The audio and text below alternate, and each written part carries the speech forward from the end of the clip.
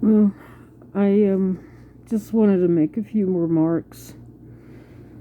Um,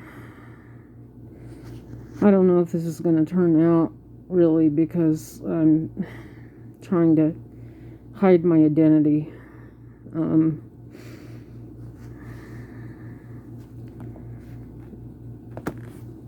because there may be some legal things in the near future because well, let me put it this way. My husband has abandoned me again. Again. This is not the first time this has happened. Certainly not the first time this has happened at all this year. I'm sorry, I'm barely coherent right now. But he's been gone since last Sunday, the 19th, at least. And he just up and left, just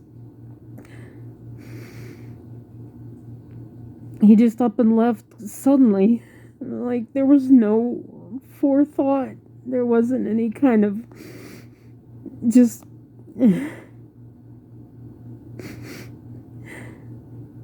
all right, let me try this again. He usually leaves me a note on my request to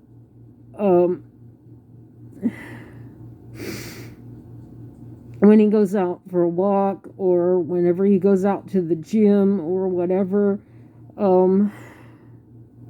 basically telling me where he's gone and how long he'll be back, because I don't normally check my phone first thing when I get up, and my eyesight's usually pretty bad when I first get up, so it's hard for me to read text messages. So I would rather have him write messages to me, large print messages, so that when I get up, I can look at them and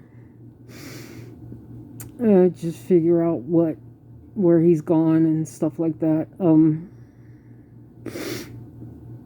But this latest note that he left, there was no premeditation. There was no hint to me that anything was amiss. He basically says in the note, I'm going out for a long walk and I don't know when I'll be back. And then he had some choice words for me. A few choice words. He didn't go into it too much, but understandably, I was a bit upset by this because he's supposed to be mature enough to be able to tell me that he's going to be gone for 3 or 4 hours or something like that. He usually does. He usually does tell me these things. And the other thing was that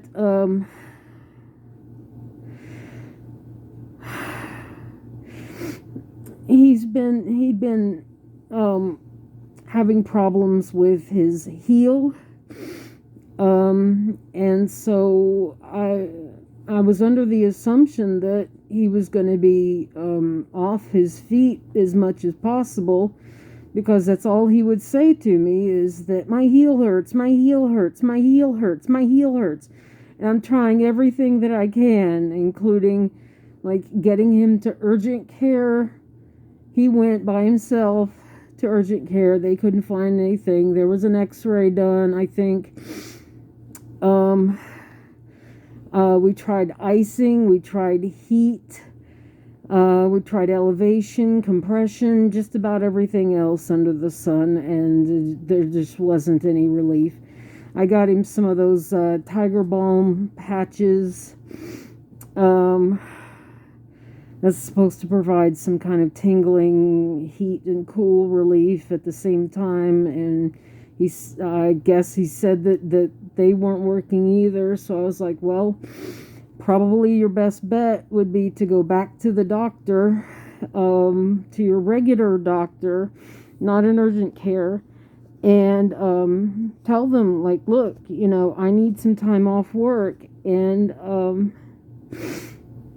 get a note for your work, and then just sit around and do nothing. And I thought that would please him, that he would be given permission to be off his feet and everything, and to be able to just hang out at home and not go anywhere. But the first thing he does is he just goes out for a long walk and basically tells me, well, if you don't like it too bad, I'm going for a very, very long walk, and there's nothing you can do about it. And it's like, okay, there is nothing I can do about it. So,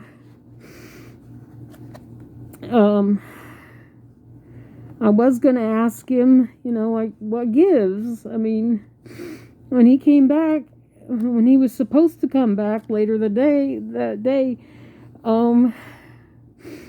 I was going to sit him down and say, like, well, what's going on? I mean, I thought your heel was hurting, and that's all you've done is complain about that. You're having a lot of pain, and we've tried everything. We've tried aspirin, ibuprofen, like acetaminophen. We've tried everything, and just nothing was working. So I figure just go back to the doctor and get a note and just sit down for a while. And I even encouraged him to get some weights at a department store, because I knew that, well, he was probably walking quite a bit to at least go to the bus stop, but even walking back and forth to the car was way too much. So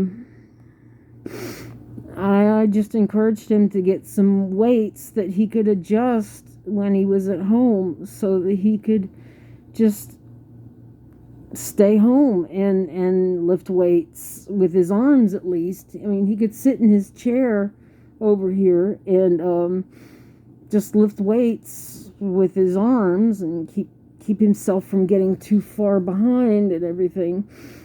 But so anyway, well, I woke up and I got the note, and it basically said, that with some choice words, that I'm going out for a walk, and just some rather terrible and abusive language. And I texted him and I asked him, well, what happened to your heel? I mean, I thought you were going to sit around and do nothing for a while. And he basically said back to me that he was tired of looking... What was it that he said exactly? He was tired of taking care of me, that he wasn't going to take care of me anymore. Now, I've had a lot of chronic health problems for a long time, and he knew this.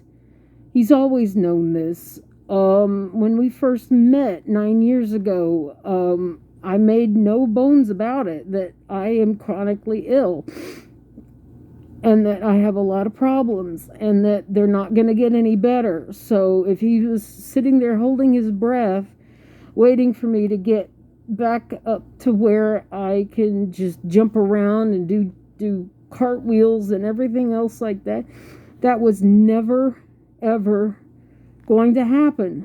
That was never going to happen.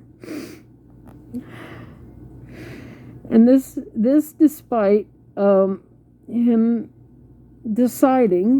agreeing to get married to me, to maintain a relationship with me. And when I first met him all those years ago, it was, he was living in Phoenix. Well, just outside of Phoenix. He was living in Arizona. And he had told me multiple times that he hated it, and that he would have done anything to get out of there. And so I thought, well, I'm living by myself. I'm living in, at the time I was living in around Seattle. And I thought, well, even if nothing comes of it, even if there's no relationship here or anything else like that, then why not? I mean, I had done something like that before with a friend that I met on Twitter. She didn't want to stay with me because she didn't want to be a burden to me or anything like that. And she'd already had some kind of arrangement where she would be basically living on the couch or whatever of this co-op, I think, hippie commune or something, with the idea that she was going to be helping getting money together so that she could bring the rest of her family back to the United States and so forth. But so it was not a really big deal for me to be able to bring this person, my current husband. It was not a big deal to me to bring him from Arizona up to Seattle. All he had to do was provide the bus tickets. Oh, the ticket. And that's what he did. And I met him in Tacoma, Washington, mainly because of that song. That I went from Phoenix, Arizona, all the way to Tacoma. Yeah, I can't sing it because I might get slapped with a whatever by YouTube. But I thought that it would be fun, and that I would help him get a job, and he already had something kind of lined up, and all he had to do was figure out where it was. I mean, he's new to the area, so forth and so on. Long story short, we started building a life together, and eventually, after several years, we just decided to tie the knot, and that was always our plan as far as I was concerned. And I'd asked him several times over the many, many years that we'd been together, like, how do you feel about getting married?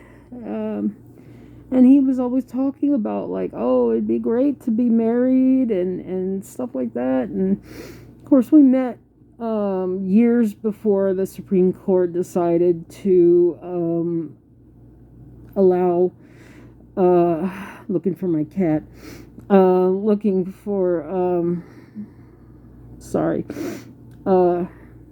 years before the Supreme Court allowed same-sex marriage. So when that passed, I thought, oh, okay, well, that's 2015. Let's go and do this. But we just never really saw the need for it, especially because, you know, I didn't want to become a burden to him, and his income wasn't very great. But we had a situation crop up by the year 2019, just before the virus.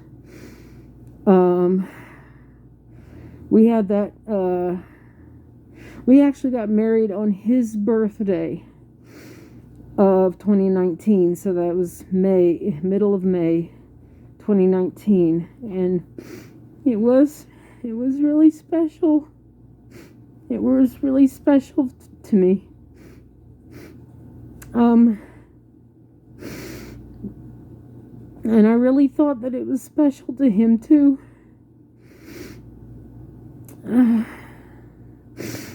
His parents came out, and both my brothers were there, and that it was the last time that we three children, mom and dad's children, myself, I'm the oldest, and then I have two younger brothers. It was the last time we were all together. We have pictures, and there's just no way. There's just no way that the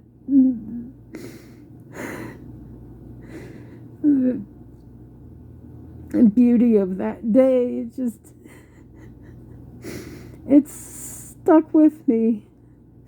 I know it's just been 2 years ago, but it was just such a great day for me. But I have a few notes here. I'm just checking my notes. He's lately he's been lying about me, spreading some false accusations about me, some pretty serious accusations, very extremely serious accusations. And if you were to look at me, you would not for half a moment think that I would be capable. I weigh 157 pounds, and I'm 5 foot 4 inches tall. And I have multiple health problems and liver failure. And I'm also suffering from anemia, which is chronic because of my liver issues. I don't know if you can hear that. It's my cat.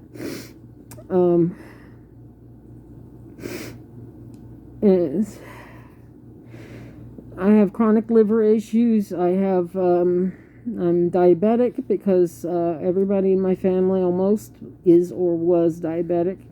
I've lost a couple of family members because of the diabetes. I have a lot of chronic problems, and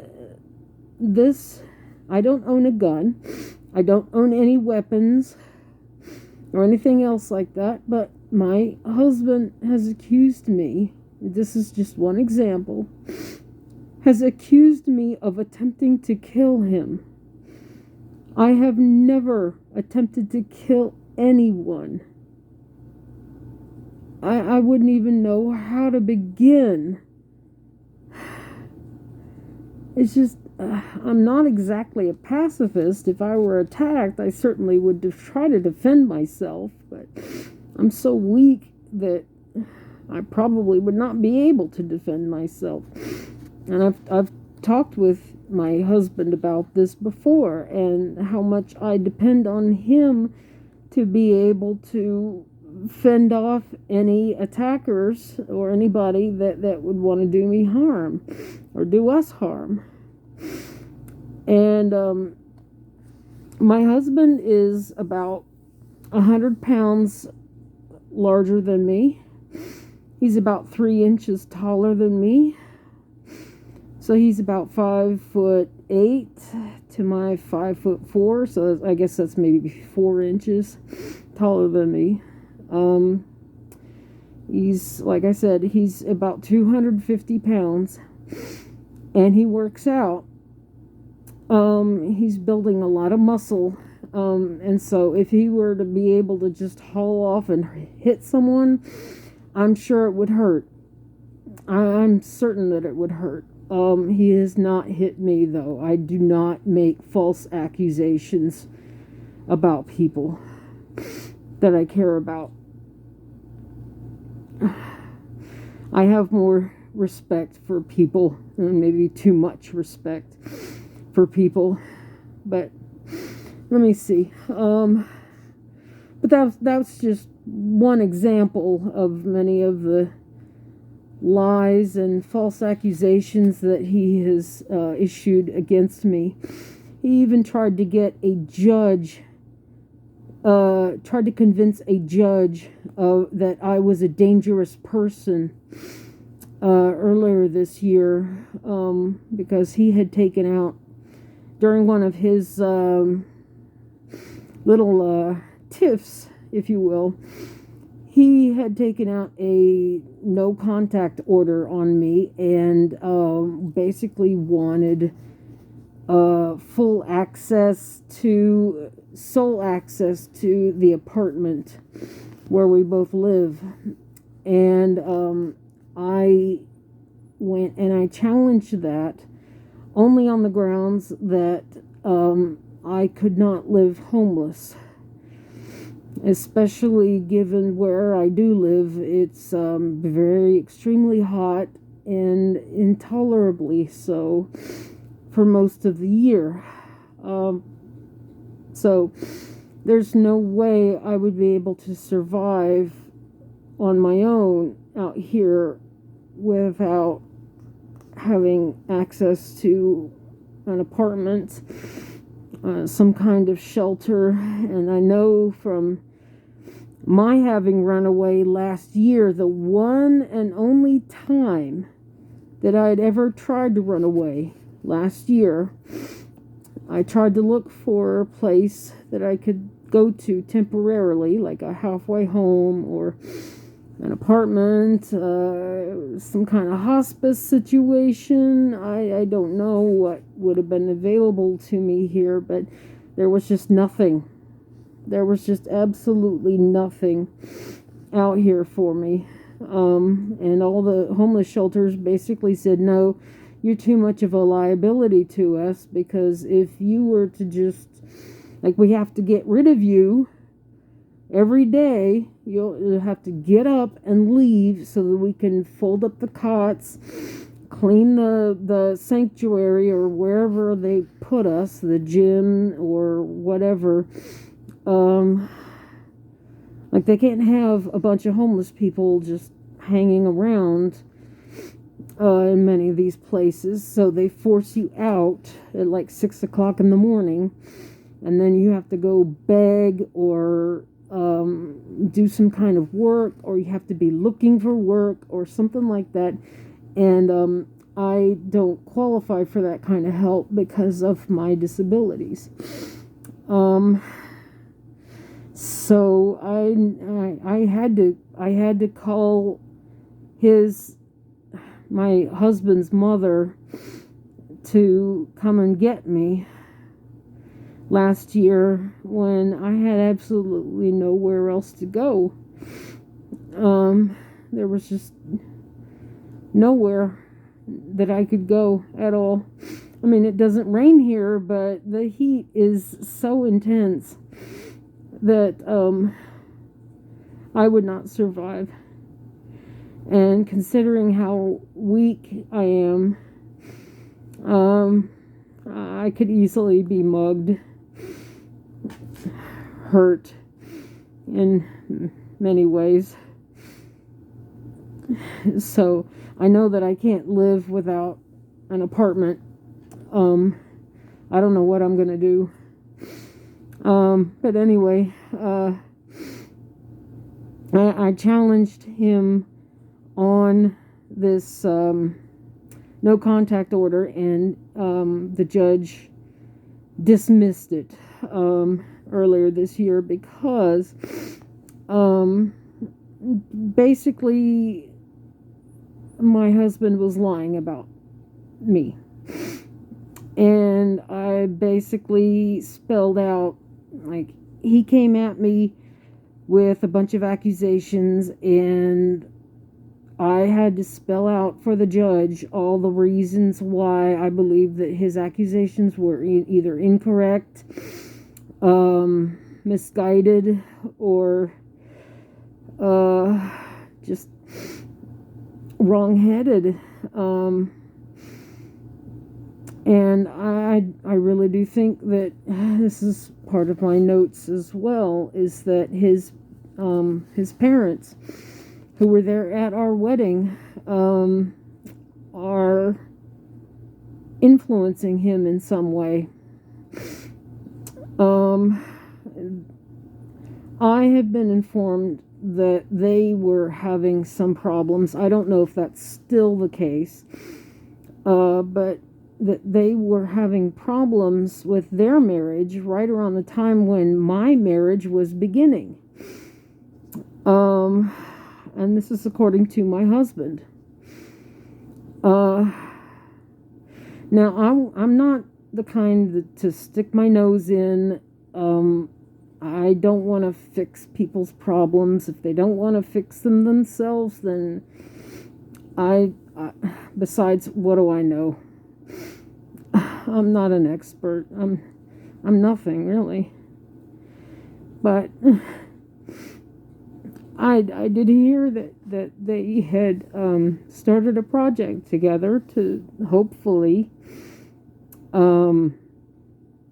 strengthen their own marriage. And I don't know. I kind of think that part of the reason why is because their son, my husband, is kind of the family's, how do I put this? Disabled baby boy. Now, he's not disabled in the same way that I am. I mean, everybody's disabled in different ways, of course, but he was born with some issues. And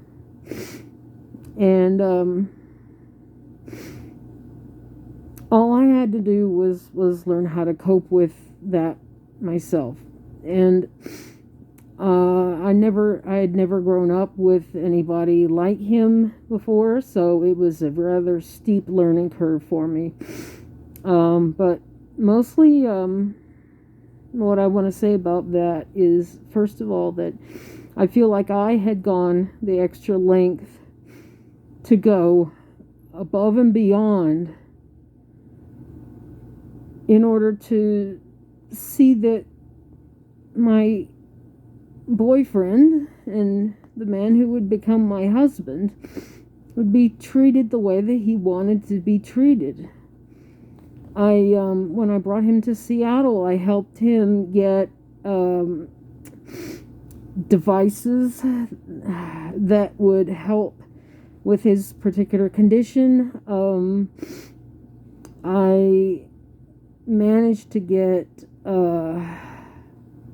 I helped manage to get healthcare coverage that he could not get back in Arizona. It was available and ready to go for him practically from day one in Seattle. And I believe that I was more than instrumental in helping him with a lot of different things.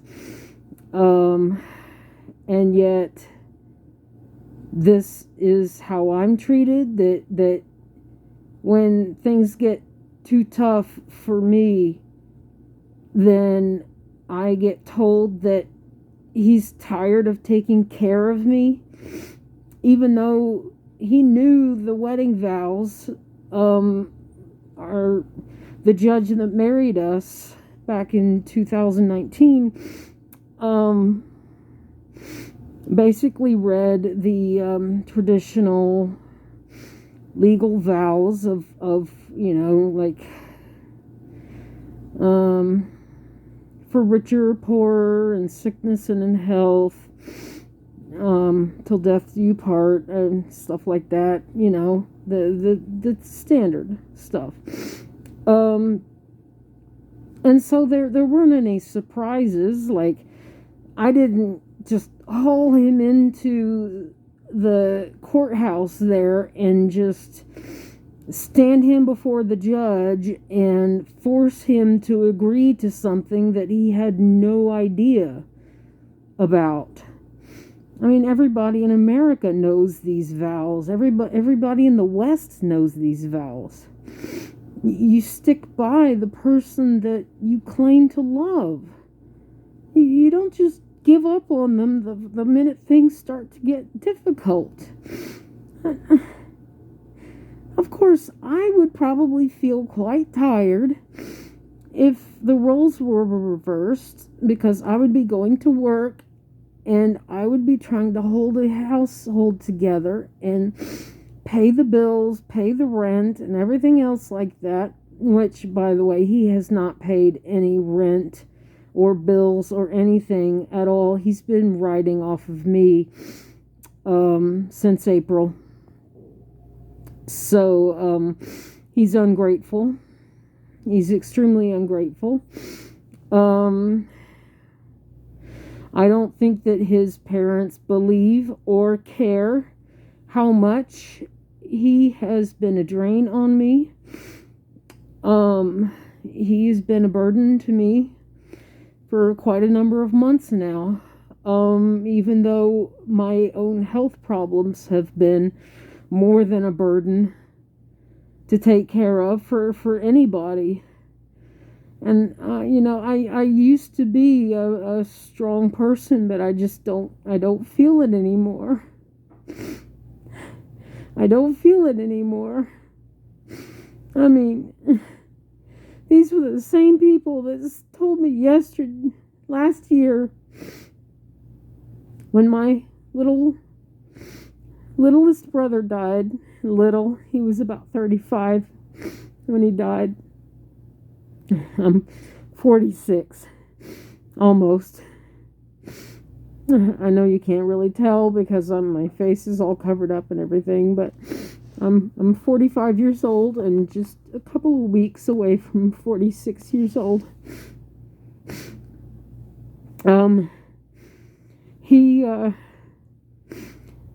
These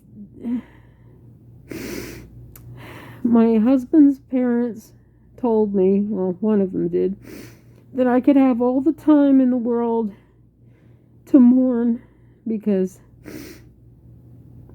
I had just gone through the whole running away process and coming back and getting treated. I was in this whole situation had made me so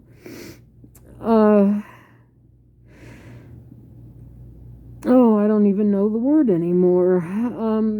This whole situation had strained me and stressed me out so badly that I was in intensive inpatient psychiatric treatment for 3 weeks, and I had to leave because my insurance coverage would not cover it anymore.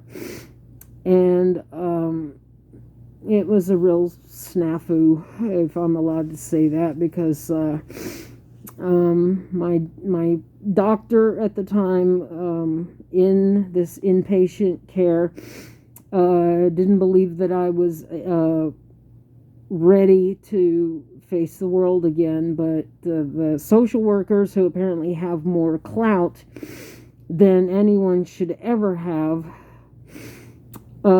decided that I should not stay anymore, even though I was being helped quite a bit there. But I was in there for 3 weeks, and then when I got out, it was a matter of just a few days before my husband's parents basically told me that my little brother had died, and that he had died just a few days shy of his 36th birthday. And it was very sudden, but they said that I could take all the time that I needed to mourn, and that everybody mourns at different rates and so forth. But then it was just a few days after that when they started making noises like, you need to go, you need to leave, you need to get out of here because you're just an ungrateful brat. And I'm just like, where is this coming from? Like, I don't even know. It's like, and so they're just,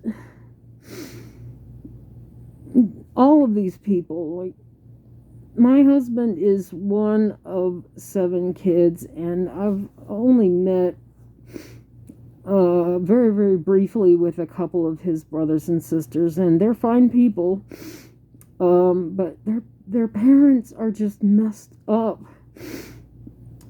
And as a result, I think my husband has been messed up, and he's been making all these accusations, and he's been recording videos on YouTube and talking about various things. Like, he's made some very public accusations about me having done some very horrible things to him, and others are just kind of like, well, welcome to the human condition. I mean, he seems to act on one hand like he's got a good brain in his head. He's got a wonderful brain in his head. He's very creative and stuff like that. But on the other hand, he just acts like a spoiled millennial who has just been handed way too many good things in life, and he just kind of folds his arms and turns away, and he doesn't appreciate at all anything that is being done for him. And he's always talking about things like, oh, I'm owed this, like you owe me, or the world owes me. And no, nobody owes you anything. You earn it. You earn it. And I feel like I've already earned something from him. Yeah, it's never going to be equal, but I feel like I have earned something from him because I'm his spouse. And I do love him. And I really care about him. And I wanted to try to make his dreams come true. We were waiting for Japan to open up, and we were waiting for the ability to buy a van so we can do van life kind of thing. I mean, I don't know if that's going to happen now, but it's just, I've been trying to get a hold of him, and he's just ignoring me. He's treating me so badly. And I don't mind if the world knows now.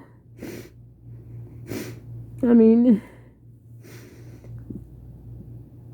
recently there was that thing on TV recently where the girl was being abused by her boyfriend or whatever. And even though I'm male and my husband is male,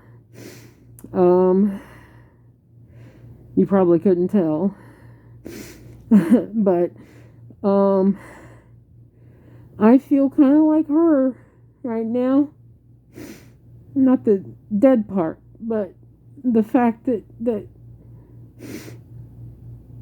he seems to be getting away with something, and his parents are covering up for him, and he's just not being held responsible.